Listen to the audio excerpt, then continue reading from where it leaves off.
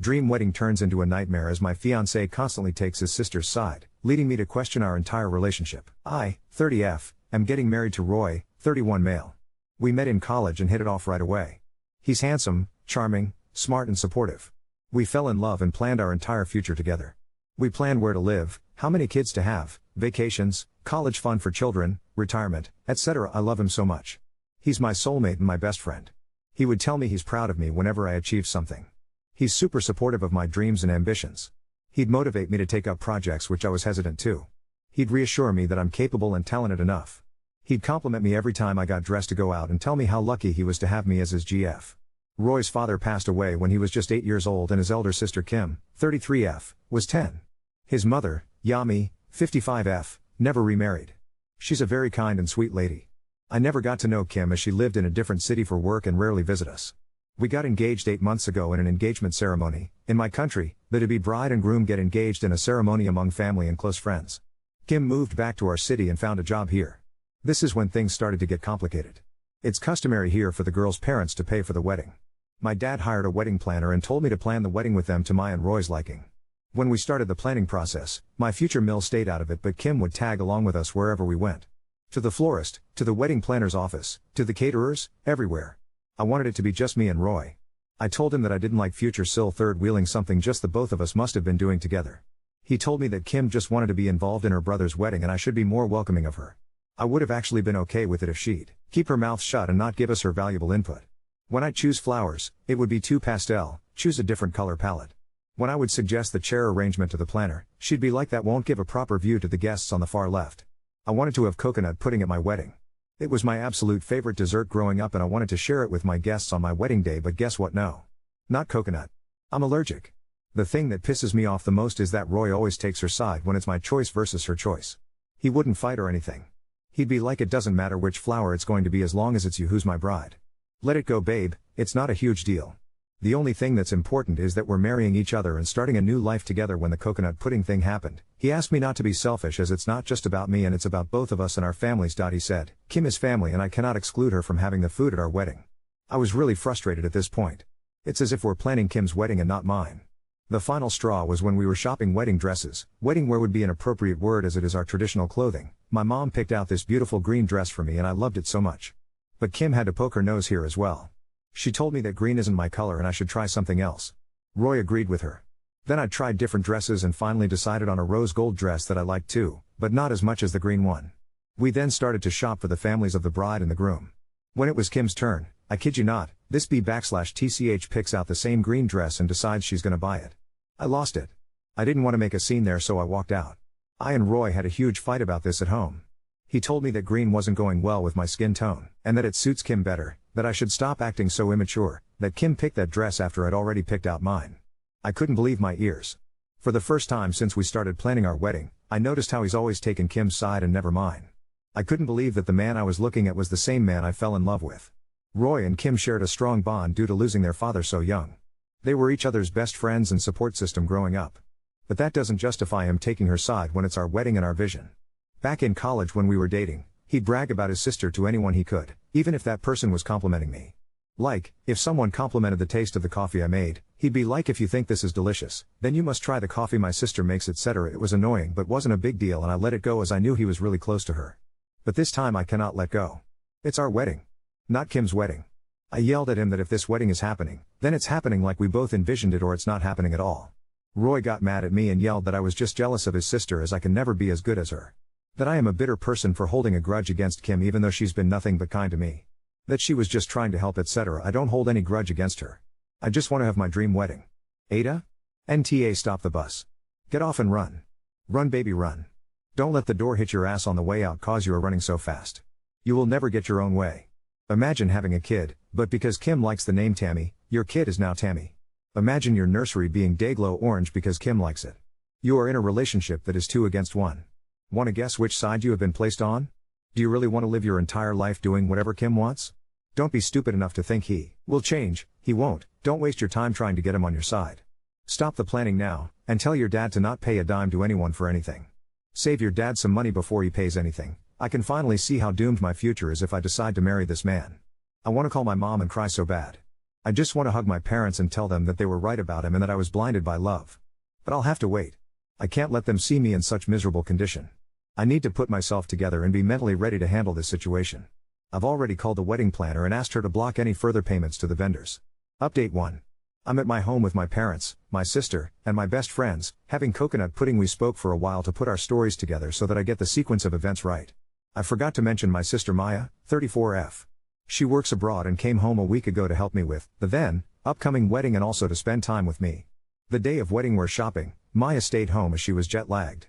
My mom, 2 of my aunties, 4 cousins, 3 uncles, Roy, Kim, Yami, ex-future Mill, 2 of Roy's aunties, 2 uncles were also present. So we were like 18 people shopping for wedding wear. When I got upset and left, Roy followed me back to his home where we fought. At the store though, my mom finally couldn't hold back anymore. She yelled at Kim and called her some nasty names. Kim retorted by calling me a few nasty names. This led to a messy shouting match between Team Bride and Team Groom, Yami attempting to calm the situation down. Police were called and they were all escorted out of the shop. After this whole thing happened, Kim went missing. This is when I had that fight with Roy and went to stay at my friend's home. Kim wasn't answering her phone and she wasn't at any of her friends' or relatives' places. Roy and Yami searched for her everywhere as they were, worried for her safety, then found her at a distant relative's house the next morning. Yami had called me, which I didn't answer, to ask if I knew where Kim might have gone. At the hospital, when I was inside the doctor's office, I had a full-blown panic attack. I started to hyperventilate, high pulse rate. I was passing out then regaining consciousness for a few seconds before passing out again. I just remember a needle piercing my butt. I was knocked out for a whole day. Well, my friend told me I was awake and acting drunk, but I don't remember anything that happened. I woke up on my bed at my parents' house. Nobody asked me anything or spoke to me about what had happened. My mom smiled sweetly at me when she saw me wake up and asked me if I wanted some coffee, and guess what? Mom's coffee kicks Kim's coffee's ass any day. Maya and I spoke about her life abroad. My dad brought me some snacks and ice cream. It felt good to put off thinking about the wedding and the fallout to a later time. Maya hugged me while I slept that night. I remember my heart feeling warm and tears running down my cheeks. She kept saying everything will be okay, have faith in God, it's okay to cry and let it all out.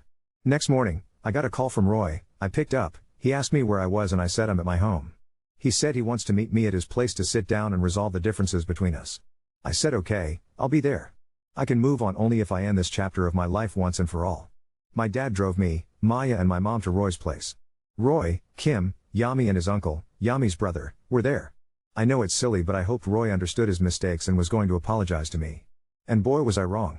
As soon as we all sat down, Roy started yelling at me for making a scene at the wedding dress store and he went on to tell me how Kim went missing, how she was so upset because of the things my mom had said to her that she could have harmed herself, how his mom and him had to drive around the city all night in search of Kim and how I was so heartless to not answer Yami's call. I calmly asked him where I was that night. I, like Kim, hadn't answered my phone too. I too was upset because of our fight. Did the thought of my well-being ever cross his mind? He went quiet for a few seconds then tried to say something fumbling his words. It didn't even make any sense. I told him that I now know who is more important to him and it's definitely not me. His uncle intervened to speak over me to my dad saying kids these days fight over the smallest things. I'm sure you can make your daughter understand how married life requires sacrifices and isn't like in the movies. My dad told him that it's my daughter's life and only she gets to decide if the issue is small or big, so let her speak to her fiancé. I looked back at Roy and told him that I know that I am the side chick and your sister is the main chick. Any person with even a shred of self-respect won't be fine with being her own husband's side chick. I said, you are free to marry your sister at the dream wedding that she has planned. At this moment, I saw his face turn red and before I could understand what was going on, Roy had slapped me across my face so hard that my inner cheek and my nose started to bleed. My dad punched him on his face, got him in a chokehold and continued punching on his guts. Yami, my mom and his uncle were trying to separate my dad and Roy. Maya hugged me tightly and was tending to my bleeding nose when Kim yelled like a banshee blaming me for something. I'm unable to recall what she exactly said. Even Maya doesn't remember it properly. I think it was on the lines of I wish you had never come into our lives and made it a living hell, while marching up to me with her hand in the air to hit me. Maya held Kim's hand before she could hit me and backhand bitch slapped her. Kim fell to the floor and screamed like she was being skinned alive. By this time, the neighbors came in and separated everyone. The police and ambulance came a few minutes later. Roy was bleeding from his mouth and his face looked bluish. The ambulance took him away. I was taken in another ambulance. After I was treated, I was taken to the police station where mine and Roy's family were seated, but Roy wasn't there. Yami approached me and told me that she's sorry and wished me luck for my future. The police took my statement and asked me if I wanted to press charges against Roy. I said yes. They informed me that his tooth had been knocked out and one of his ribs was broken, so there is a chance he might press charges against my dad. By midnight we were all allowed to go home. This morning, my friends came over and we all had our breakfast together. After a lot of discussion, we decided that I need to start therapy as well as medication for my mental health. We ordered pizza for lunch and my dad kept making lame jokes. Later Mom, me, Maya, best friend 1 and best friend 2, account owner, started reading the comments on my post. Mom was so happy about the replies to my comment about wanting to call my mom and cry.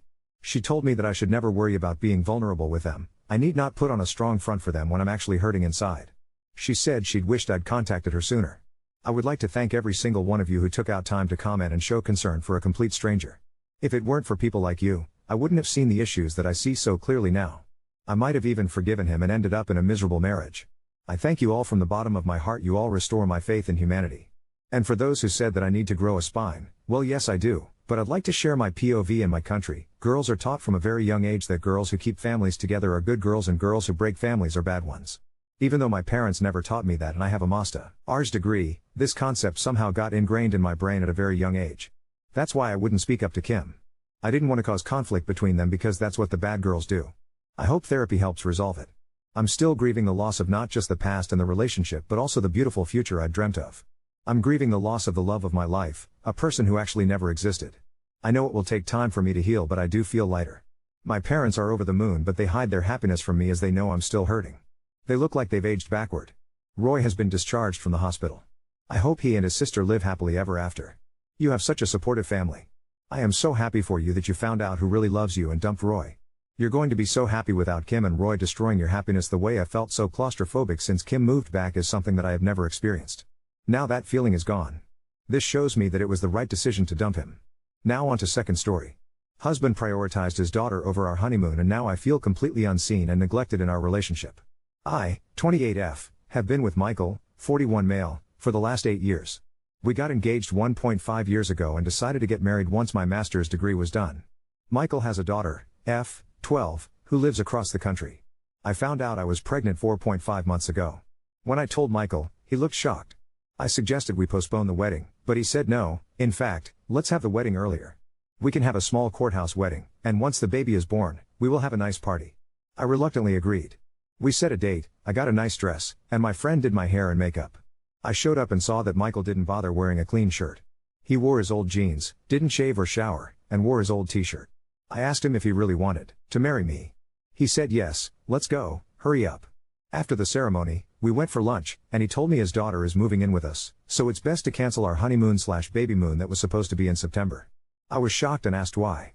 He said he can't just abandon his kid for a week. Ella is moving across the country, everything is new to her, we need to bond with her. Get over yourself. You are going to be a mom, how about a little empathy?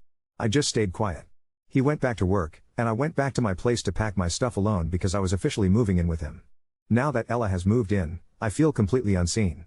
He spends all his free time doing stuff with her, and I'm not invited. He says his kid has been through a lot and he needs to bond with her. I pretty much spend all my time alone, either at school or at my part-time job. I go to all my baby appointments alone. Today, he told me he is taking her to Disneyland because September is her birthday. I feel so petty, but September was supposed to be our honeymoon. I asked, and I guess I'm not invited to the trip, right? He said you are always invited, but this time I want it to be me and her only. It's the first time I get to be with her on her birthday. I just left for school and cried. Why is he punishing me for getting pregnant? Things were great before, and all of a sudden, I don't even exist anymore. Ada for resenting my husband? Am I too needy and unreasonable? Oop, no, I had no clue. He just informed me during the lunch, babe. That is not how a loving husband would approach such a topic. And his comments on top of that? Jesus seems like he thinks that now that you're married and pregnant, there is no way you'll leave and he can treat you however. That is not right. You deserve better. There are a million red flags in this post. Make sure your support system is tight. Talk to people about possibly staying with them. Put money to the side. And then, only when you have a plan, it him down and tell him that if things don't change, you're gone. Oop, yes. Apparently he had been discussing with Ella's mom for weeks about this. Nope. I wasn't even aware my wife took it upon herself to write her side yesterday. She left to stay with her coworker to clear her mind before making any decisions. Since then, many of my friends have read her post, contacted me, and called me a monster. Here is my side, and I'm genuinely wondering if I'm the bad guy here. I have been with my wife for the last 8 years. She got pregnant while we were engaged. I suggested having a small courthouse wedding and then a nice party when the baby was born. I have a daughter from a previous relationship. When her mother was pregnant, she left to stay with her parents across the country. I only met her maybe once a year. I was never involved in her life. Before our courthouse wedding, her mother messaged me that my daughter was moving in with me because she was pregnant and thought Ella, my daughter, should be with me. When I told my wife after our wedding, she didn't say anything. I told her that I was postponing our honeymoon since I couldn't leave my girl, who had just moved in and was feeling abandoned, just to go on some trip. My wife didn't say anything. Since Ella moved in, I have tried my best to make her feel welcome.